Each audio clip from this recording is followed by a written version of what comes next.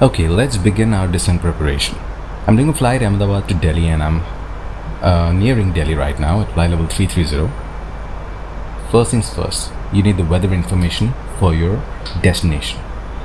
Now in the fly-by-wire mode, the EFB beautifully connects with the sim brief, and right now I've got Delhi weather right in front of me. Now once we have the weather information, you check the status page of the airplane to check for any abnormality.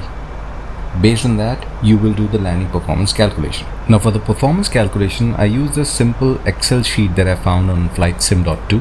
Link is in the description. It beautifully calculates the landing distance required, and then you can compare that with the actual landing distance available and make a decision whether we can proceed or not. So once that is done, landing data is cross-checked by both the pilots. You prepare the FMS. Once the FMS is prepared, for any reason if you're using config 3 for landing, GPWS landing flap 3 to be selected. Check the landing elevation auto on the system display and auto brake as required. Generally we choose a low, and then we perform the arrival briefing. Once the briefing is done, now we wait for the top of descent. Usually on the ND you see a small arrow, a white arrow mark that points out the top of descent. For some reason it's not showing in my ND right now. So in this case, what you do is basically you do your own rough calculation. Calculation goes as follows. You're at flight level 330, divide that by 3. So 110, 110 miles, add about 10 miles more, 120 miles. So you need 120 miles to land. That's a very rough calculation. After that, you cross-check are there any altitude restrictions around. Now I'm using a star, which is the DePass 5 Charlie, I'm using DePass 5 Foxtrot arrivals for runway 11, and in this arrival we have one altitude restriction at Akban, which is flight level 120 or above. 33,000 minus 12,000, that is 21,000. So 21 divided by 3, 7. So just about 70 miles before Akban you should start your descent. Right now where is Akban? You see that 60 miles arc. Akban is just about 70 miles. So this is the right time you can start your descent.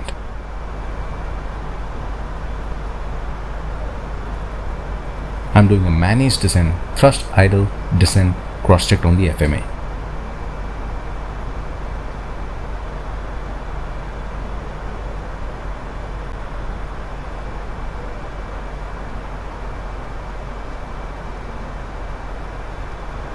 Alright, you can see Akban is approaching 20-mile arc.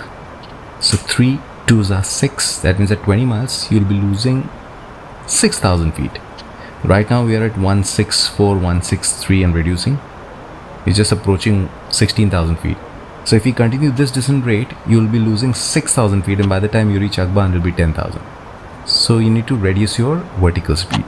So let's start by reducing the speed first. The moment you choose a lower speed, the vertical speed also starts reducing, because now the airplane needs to pitch up a little bit to decelerate.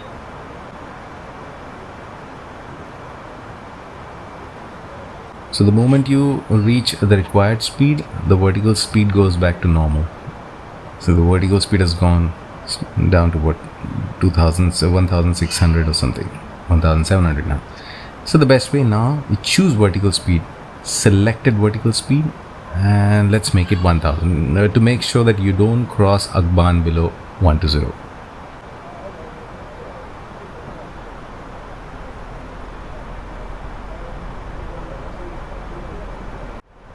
And Akban is 120 above.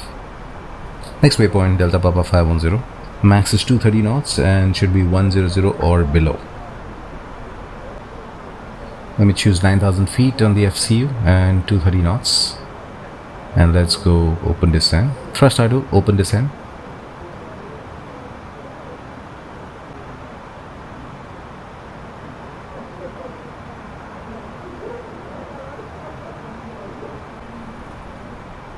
Okay, approaching 10,000 feet. Let's do the 10,000 procedure.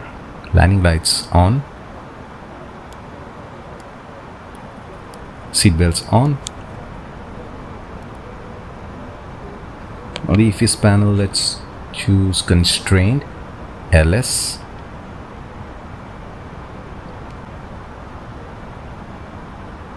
Secondary flight plan, copy active. GPS primary, accuracy is high. All cross-check. 10,000 procedures complete. Case Delta Papa 510 speed is 210 knots, not 230, 210 knots, reducing to 210, and it's flight level 100 or below. And this is the way we just follow our restrictions of the star all the way, and then transition to the ILS or the VOR based on what kind of approach is in use, and then you go ahead and land. Something is really wrong with my frame rates today. I don't know what's happening. So I shall get back to you in the next one. Thank you for watching. Bye.